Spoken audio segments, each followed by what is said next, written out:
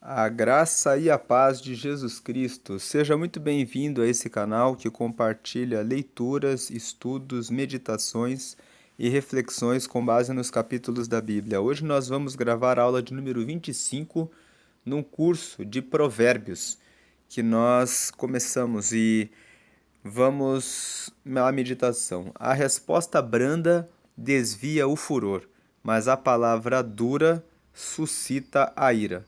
Quantas vezes nos seus relacionamentos você dá uma palavra dura para o seu marido, para a sua esposa, para os seus filhos, para os seus liderados, para as pessoas com quem você trabalha ou com quem você congrega na sua igreja? Se um dia você acorda e percebe que está de mau humor, é necessário fazer um trabalho de mentalização. Vá para a frente do espelho e diga: o meu dia vai ser realmente extraordinário. E diga: essa questão que está me preocupando está nas mãos de Deus. Faça uma oração, respire 3 vezes de maneira bem profunda, porque existem comprovações de que quando a pessoa oxigena o cérebro, quando a pessoa fala, declara que o dia dela será extraordinário, quando a pessoa realiza uma oração e coloca na mão de Deus aquela questão, quando a pessoa lê aqui existem aqueles livros de sabedoria diária, que são como, por exemplo, o Pão Diário, o Nosso Pão Diário. Tenha um desses livros ao seu dispor, para que você possa meditar, para que você possa eh, esfriar a sua cabeça. E lembre-se que o seu problema é seu. Você não pode transmitir esse problema que está, essa sua preocupação, para outras pessoas. Existem pessoas que colocam na conta das outras pessoas aquilo que elas estão passando. É por isso que é importante tomar esses passos logo que você desperta, quando você percebe que não está em um dia bom. É necessário que você vá para o espelho e diga: o meu dia vai ser extraordinário. E que você diga: Senhor, eu coloco essa questão, e que você seja específico ao colocar essa questão diante de Deus. Diga: eu estou com um problema com meu filho número tal. Ele me disse isso e eu considerei que a resposta não foi boa. Eu quis fazer isso e ainda não sei o que fazer. Então estou chateado, irritado, irado e não sei como responder a essa situação. Então eu peço ao Senhor que me traga clareza e que o Senhor me ajude para que eu dê a resposta correta para resolver essa situação. Então, se sentir que não está pronto para responder a uma situação, respire muito fundo, conte até 10. Se preciso, conte até 20. E se preciso, diga, encerre a conversa. Diga: eu não estou em um bom momento para continuar essa conversa. Eu preciso me acalmar para poder continuarmos depois essa conversa. Não avance na conversa, porque se você não tem a palavra branda naquele momento para desviar a fúria, então é melhor que você encerre a conversa e seja muito claro, dizendo: estou encerrando a conversa porque agora, se eu te responder, eu vou te responder de uma maneira muito ruim e isso vai ser prejudicial para nós. Porque fazendo isso, faça um acordo com as pessoas do seu convívio, do seu relacionamento, para que elas também possam dizer que não estão em um momento bom para continuar aquela conversa. Existem conversas que devem ser continuadas em um outro momento. Então, a resposta branda desvia o furor, mas a palavra dura suscita a ira. E, especialmente no que diz respeito ao relacionamento dos pais com os filhos, muitos pais dizem que eu sou pai, eu sou mãe, então eu posso dizer tudo o que eu quero. Você não pode. Paulo trouxe uma recomendação, dizendo que aos pais: Pais, não provoqueis a ira dos vossos filhos. Então, Paulo já sabia, já tinham levado essa questão para ele nas igrejas, dizendo que os pais queriam ser os mandões, dizendo tudo o que queriam dizer. Então, existem formas adequadas de você conseguir melhores resultados nas suas conversas. Então, pense, estude. Se você vai falar a respeito de um assunto que você não conhece, procure estudar e ter conhecimento sobre esse assunto, para que a sua resposta seja sempre uma resposta que é branda, uma resposta que resolve as situações. Um tipo de conversa, por exemplo, que gera muita discussão é ficar falando mal a respeito de pessoas, sem motivo nenhum. O Salmo 15 fala que aquele que quer ter comunhão com Deus não difama com a sua língua, não aceita que outras pessoas falem mal a respeito do próximo. Então, se você está em um círculo de pessoas e começa esse tipo de assunto, você deve sair dessa roda.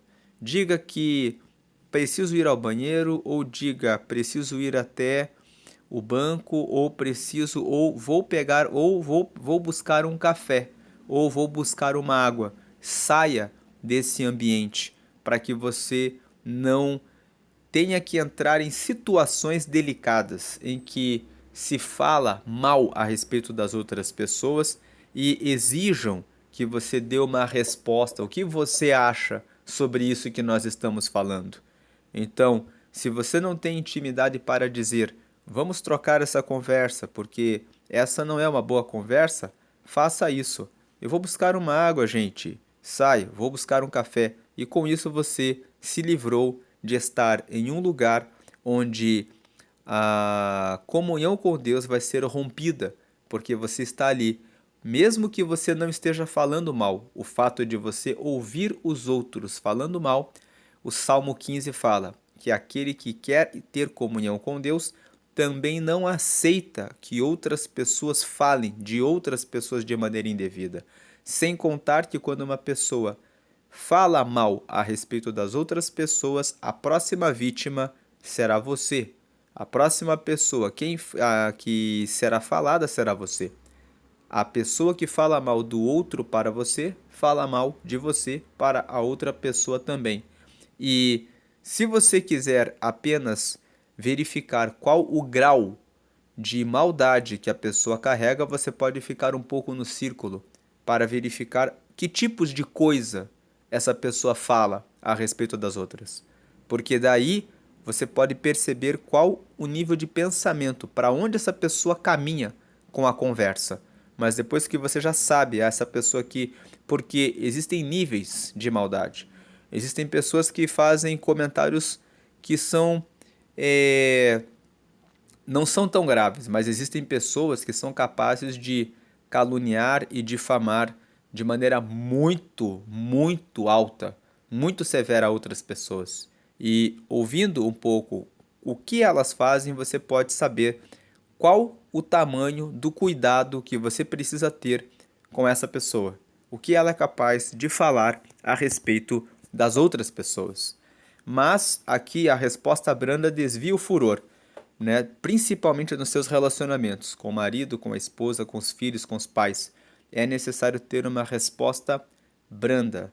É necessário tratar com prudência e com o jeito certo para que os relacionamentos sejam mantidos, porque a palavra dura vai suscitar a ira, como diz o versículo 1 desse Provérbios 15.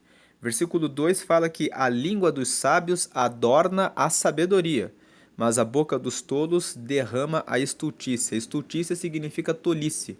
Então, a língua dos sábios enfeita a sabedoria. Ela busca sempre agir com sabedoria. A boca dos tolos derrama tolices. Versículo 3: Os olhos do Senhor estão em todo lugar, contemplando os maus e os bons. Dizem que ética é aquilo que você faz quando ninguém vê o que você está fazendo.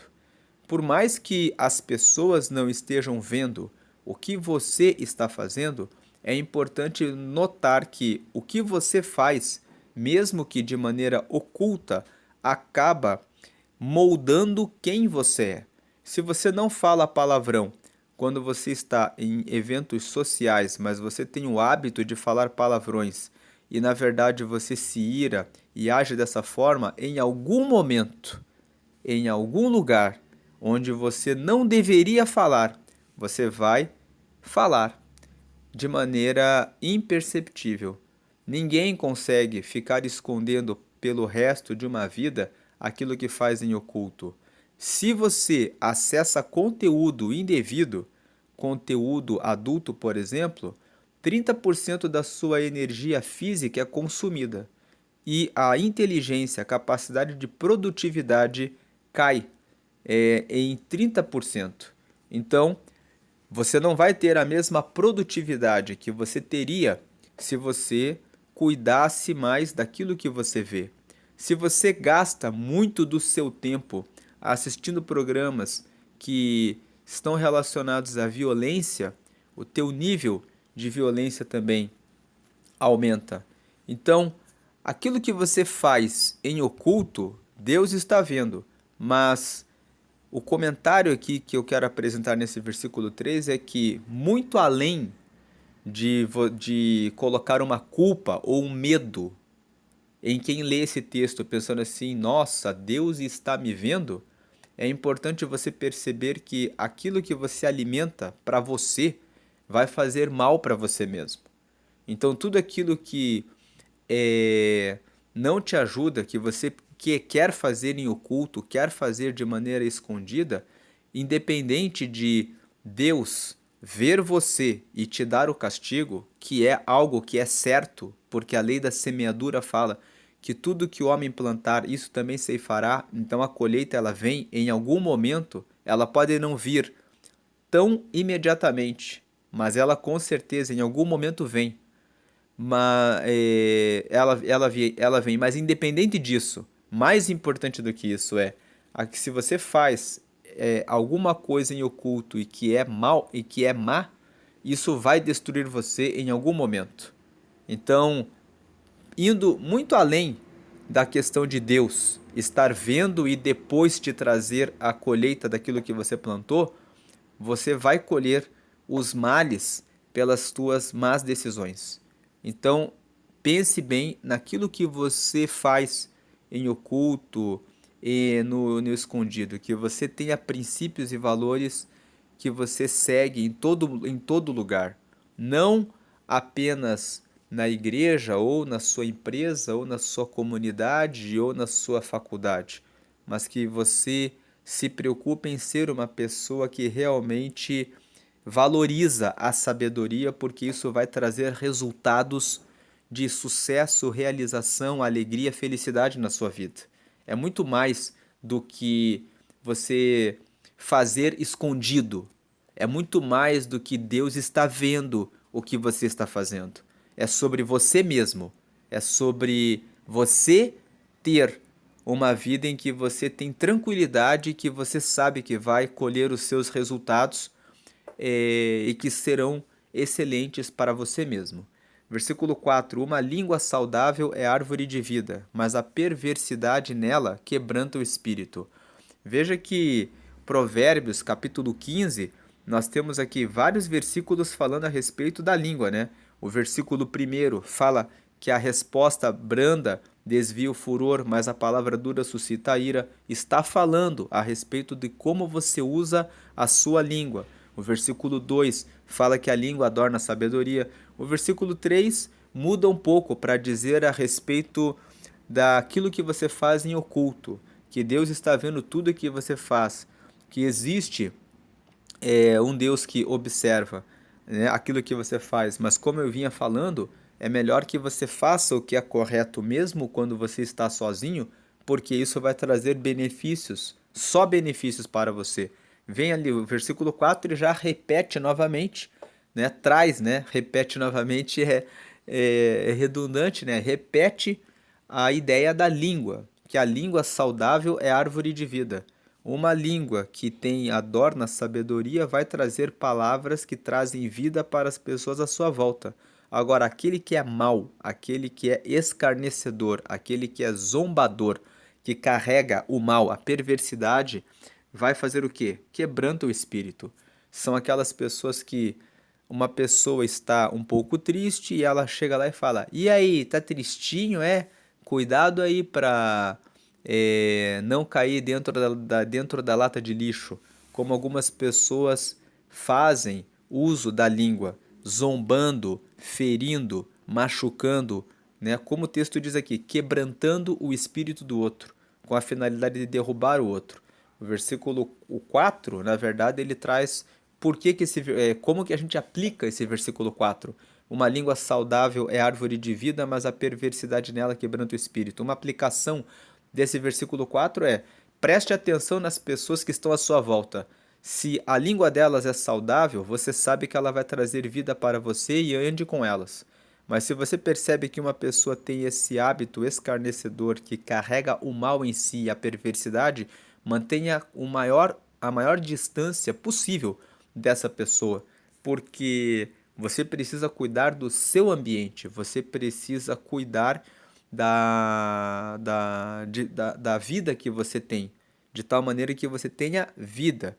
Tem pessoas que não prestam atenção nisso. Pode parecer um conselho bobo, mas tem pessoas que se juntam com outras pessoas em função da aparência e em função da riqueza. Então eles dizem assim: o fulano lá é tão bonito e é tão rico e é bom de estar perto dele por causa disso, mas a língua dele é mordaz. Se a pessoa tem a língua mordaz, por mais que tenha outras qualidades, essa pessoa vai trazer o quebrantamento para a sua vida. Se essa pessoa só tem palavras que vivem o tempo todo diminuindo, reduzindo e fazendo mal para você, você precisa se afastar dessa pessoa. E o que eu faço se essa pessoa é o meu pai, se essa pessoa é a minha mãe? Aí, nesse caso, se você mora na mesma casa que ele, você deve evitar o quê? Você deve, é, tanto quanto possível, criar um ambiente em que você fique nos seus estudos, em que você pratique o esporte, procure ocupar a sua agenda de tal maneira que você esteja desempenhando atividades e evite aqueles assuntos, né? Preste atenção em quais são as situações que fazem o seu pai ou a sua mãe falar aquela palavra ruim para você. Porque muitas vezes, quando você toca no assunto, por exemplo, da sua faculdade, quando você fala assim: eu estou passando por um problema, não sei como, estudei e tirei uma nota que não foi muito boa. De repente, o seu pai ou sua mãe diz: é porque você é burro mesmo. Porque tem pais que fazem isso com os filhos. Então, evite tocar no assunto da faculdade com eles. Se o seu pai ou a sua mãe, você está namorando alguém e você costuma tocar no assunto do seu relacionamento, porque ela me fez isso hoje e eu não gostei, e aí você percebe que o seu pai e a sua mãe dizem assim: você tem que terminar logo esse relacionamento. Ou você é um bobo, um otário, porque tem pais, tem mães que falam isso para os seus filhos. Então evite tocar no assunto do seu relacionamento com eles. Procure o pastor da igreja, procure um líder dos jovens que possa te ajudar nesse assunto. E se você é pai, se você é mãe e você não sabe como lidar com essa situação, você fica com raiva pelo teu filho estar namorando uma moça que você olha e na tua visão não é a pessoa certa, procure não criticar e falar de forma dura, porque isso vai afastar o seu filho de você, vai afastar a sua filha de você. Procure conversar com um pastor ou com uma amiga ou com um amigo que também é pai, que também é mãe e pensar qual a melhor forma de você ajudar o seu filho, mas com uma palavra de sabedoria que possa ajudá-lo a perceber que aquela pessoa não é a melhor pessoa, mas é necessário cuidar porque muitas vezes os pais querem tomar a decisão da pessoa com quem os filhos vão se casar. E existe um problema nisso que eu vi ali uma história, uma certa feita que a mãe não queria que o filho se casasse com a nora que ele havia apresentado a ela, mas era por uma questão de aparência. Ela não é a pessoa que tem a aparência que eu gostaria que tivesse para poder se casar com o meu filho. Então, essa questão da aparência é uma questão que cabe ao filho e à filha decidir, porque é ele e é ela que vão se casar. São eles que precisam verificar quais são os critérios de beleza e de valores que eles escolhem para eles. Então, é necessário respeitar o espaço de liberdade dos filhos, entender que os pais não podem tomar algumas decisões que são exclusivamente dos filhos. Uma outra questão que gera muitos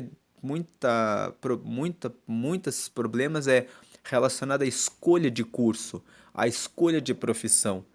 É o seu filho que vai enfrentar os anos de faculdade. É ele que vai ter que ir todos os dias para a aula, enfrentar as provas, enfrentar aquele ambiente para poder depois exercer aquela profissão pelo resto da vida.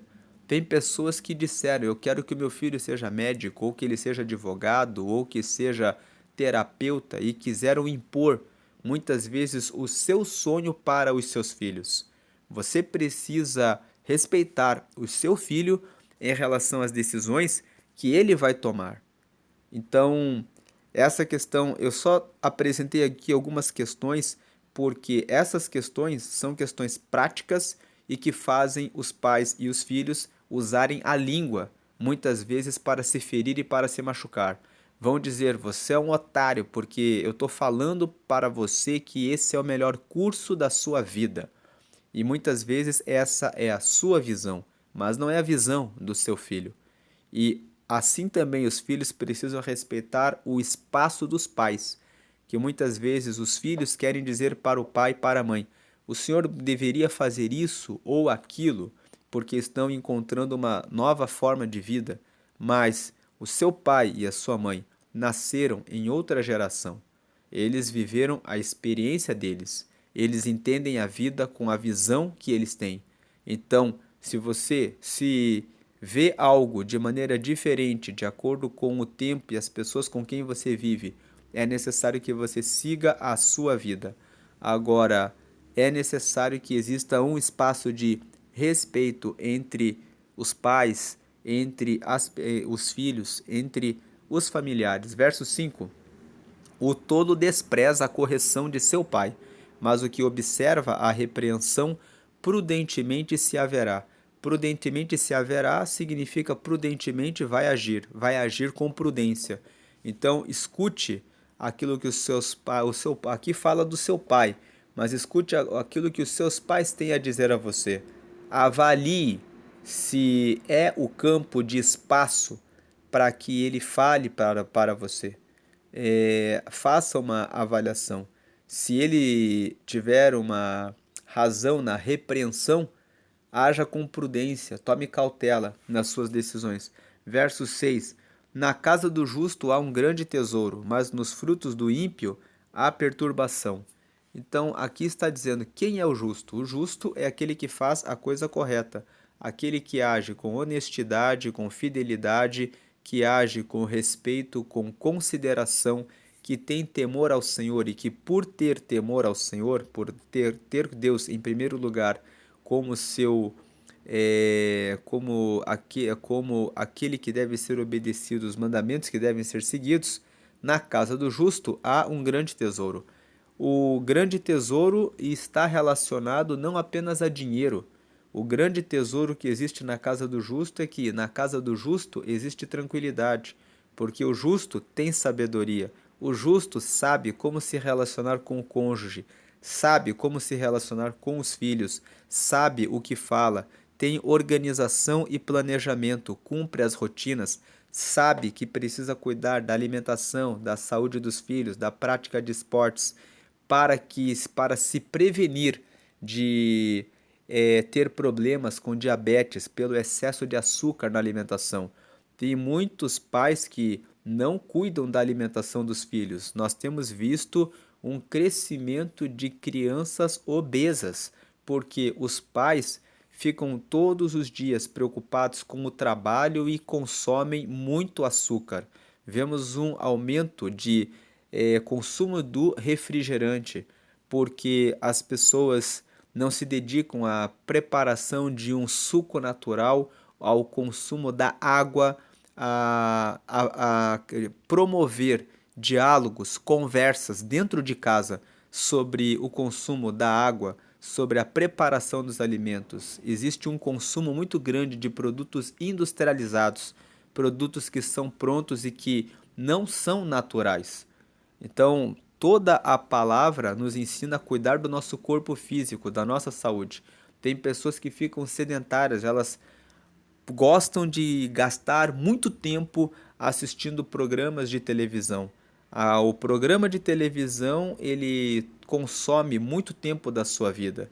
É necessário que você crie os seus próprios programas, que você tenha tempo de dedicação para a leitura da palavra, para a oração, para a prática de esportes, para a promoção de uma boa nutrição dentro da sua casa, para a preparação das refeições. Você pode usar o ambiente da preparação das refeições para ser um ambiente de comunhão com a família. Chame os seus filhos, chame o seu esposo, façam algo na cozinha juntos. A preparação de coisas juntos dentro de casa, porque isso traz comunhão, aproxima o relacionamento, traz intimidade.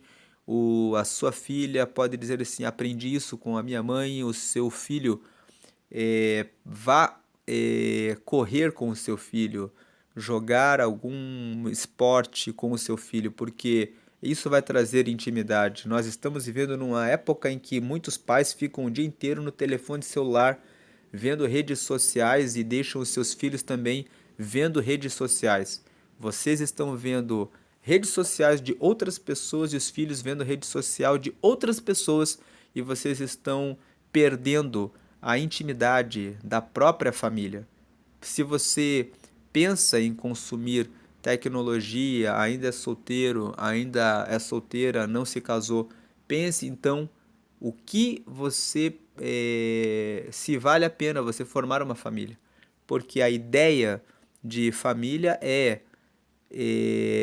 trazer essa intimidade. Outro dia, uma mulher estava dizendo assim, em uma entrevista: nunca vou deixar a minha vida por causa de uma criança. E a criança que ela estava se referindo era a própria filha dela, que quando ela saía estava ali pedindo que a mãe ficasse para dar mais atenção porque ela queria brincar com a mãe. E essa mulher estava dizendo que eu tenho os meus compromissos e os compromissos dela eram compromissos de frequentar a casa das outras amigas e participar de festas e outros eventos para o divertimento próprio dela. Existem pessoas, inclusive notícias de pais que vão a baladas e deixam os filhos muitas vezes ali no berço, dormindo, sem entenderem a responsabilidade que tem com aquela criança. Se não quer cuidar de filhos, não tenha filhos. Por que tê-los se não quer cuidar deles? Então, fica aqui essa reflexão: na casa do justo há um grande tesouro. É melhor que você diga: não vou ter filhos, do que você tê-los para não educá-los. Então, essas são algumas considerações sobre o que é a casa do justo. A casa do justo vai levar em consideração todas essas questões, vai pensar em tudo isso antes. Então, seja justo. Não coloque um filho no mundo se você não vai cuidar. Seja justo, você vai ter a vida boa que você quer. Você pode acessar a rede social, assistir o que você quiser, ir a todos os eventos e festas que você quiser. E quando você estiver realmente dedicado e pensando em ter uma família, aí sim, forme a família. É justo que você faça isso. É justo que a sua casa seja uma casa de justiça. Então, na casa do justo há um grande tesouro. O tesouro que existe na casa do justo é isso. Você evita que crianças fiquem órfãs de pais vivos, que exista discussão dentro de casa, que você coloque outras pessoas no mundo sem dar a elas uma direção, gerando uma, uma novas pessoas que ficam carentes, pensando assim: meu pai e minha mãe me colocaram no mundo, mas eu esperava algo deles e eles não me trouxeram alguma coisa. E se os seus pais não trouxeram alguma coisa, não fique como vítima, dizendo para o resto da vida, pelo resto da vida, ó azar. Você agora tem a sabedoria, pode ler provérbios e você é responsável pela sua vida. O justo é aquele que olha para a situação e resolve a situação. Você pode agora resolver a sua vida. Você pode, com a sua dedicação, com o seu empenho em buscar sabedoria, perdoar aquilo que fizeram e prosseguir. Mas nos frutos do ímpio há perturbação. Então, os frutos do ímpio são as obras do ímpio, né? O que o ímpio faz de mal gera perturbação. Verso 7: os lábios dos sábios derramarão o conhecimento, mas o coração dos tolos não fará assim. Sim, mais uma vez, Provérbios 15 fala a respeito dos lábios, fala a respeito daquilo que nós falamos.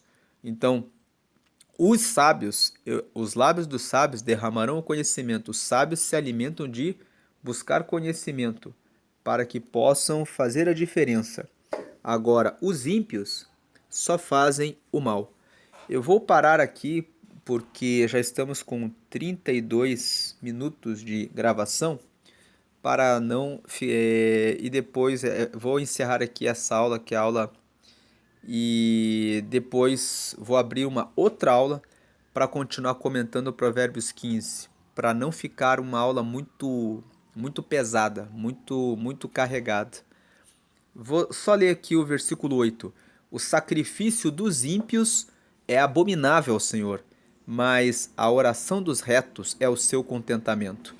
Esse versículo também está falando a respeito daquilo que nós falamos, da nossa língua. Porque veja, ele fala assim: o sacrifício dos ímpios é abominável ao Senhor. Ou seja, a adoração. O ímpio pode ir na igreja todos os dias, pode ler a Bíblia, mas ele faz o que é errado. Para que você seja agradável a Deus, mais importante do que conhecer a palavra, do que ir à igreja, é que você faça. Não adianta você saber que não deve trair o seu cônjuge e trair. A pessoa fala: eu sei, porque eu fui no domingo e o pastor ou o padre falaram que é pecado, mas eu estou fraco nesse momento. Então, saiba que a tua ida até a igreja e a tua leitura e o seu conhecimento a respeito do que é certo de nada vale. Isso para Deus é abominável, porque Deus vai olhar para você e vai dizer assim: de nada vale. Inclusive em Apocalipse existe uma palavra que diz: eu preferiria que tu fosses quente, quente, ou frio, frio, mas como tu és morno, eu te vomitarei da minha boca. Só esse texto de Apocalipse revela o quanto aquele que sabe e não pratica é abominável ao Senhor. Mas a oração dos retos é o seu contentamento. Deus está dizendo que o que sai da boca do reto, quando ele está orando, alegra a Deus. Veja, a oração dos retos é o contentamento de Deus.